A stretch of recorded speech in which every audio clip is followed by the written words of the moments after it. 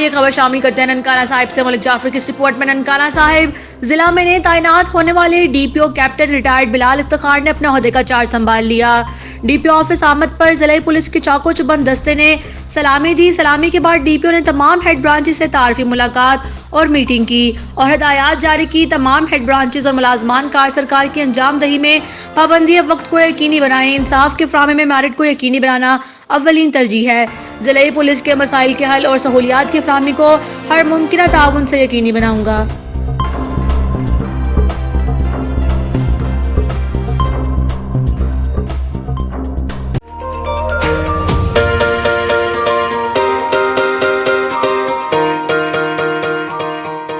Santiago canyon college का अहम ऐलान। पाकिस्तानी तालिब इल्मों के लिए खुशखबरी।